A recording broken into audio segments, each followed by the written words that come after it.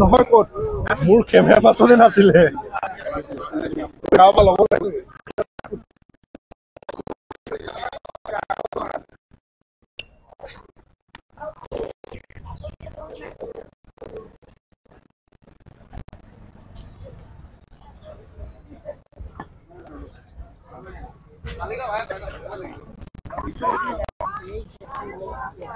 আহিলা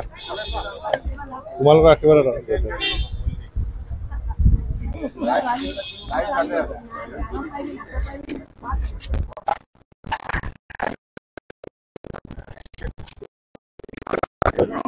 ভালে আছো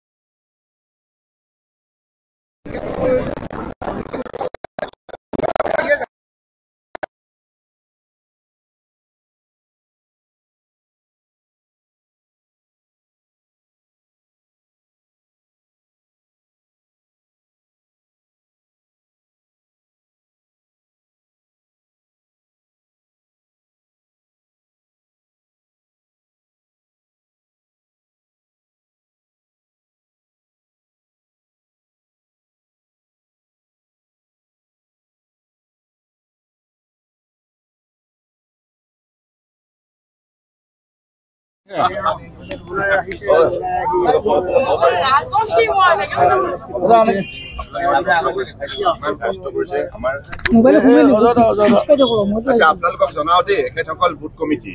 তৃণমূল পৰ্যায়ৰ কাৰ্যকৰ্তা নিষ্ঠাবান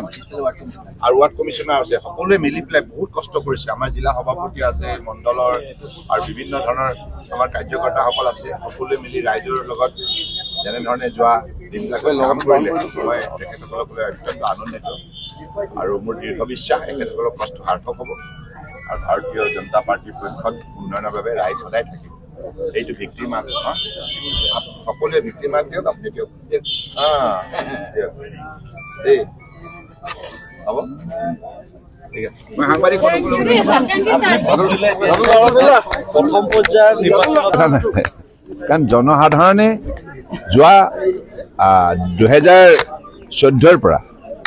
মোদী ডাঙৰীয়াৰ নেতৃত্বত যিমানখিনি পৰিৱৰ্তন লাভ কৰিলে আৰু যিমানখিনি উন্নয়ন হ'ল আৰু সকলো নাগৰিক ইয়াৰ পৰা উপকৃত হৈছে সমাজ উপকৃত হৈছে ৰাজ্যখন উপকৃত হৈছে আজি শ্ৰমিক ৰাইজ চাহ শ্ৰমিক বুলি কওক আমাৰ গাঁৱত থকা খেতিয়ক ৰাইজ বুলি কওক চহৰত থকা বাসিন্দাসকল দিন হাজিৰা কৰা লোকসকল ছাত্ৰ ছাত্ৰীসকল শিক্ষক সকলো স্তৰৰ আজি সৰু সৰু ব্যৱসায় বাণিজ্য কৰা লোকসকল বুলি কওক মানে প্ৰতিটো স্তৰৰ লোকে আজি মোদী ডাঙৰীয়াই লোৱা উন্নয়নমূলক কাৰ্যসূচীৰ বাবে সকলো উপকৃত হৈছে সেইকাৰণে ৰাইজ আনন্দিত ৰাইজে বিচাৰে এনেধৰণৰ নেতা যি নেতাই সততা নিষ্ঠাৰে কাম কৰে দক্ষতাৰে দেশৰ প্ৰগতি আগুৱাই নিয়ে গতিকে মই ভাবোঁ যে সেইকাৰণে আজি ইমান ৰাইজৰ উৎকণ্ঠা ৰাইজৰ উৎসাহ আছে পুলিঙৰ হাৰ কেনেকুৱা দেখিছে ভাল হ'ব আজি যিটো হাৰত এতিয়া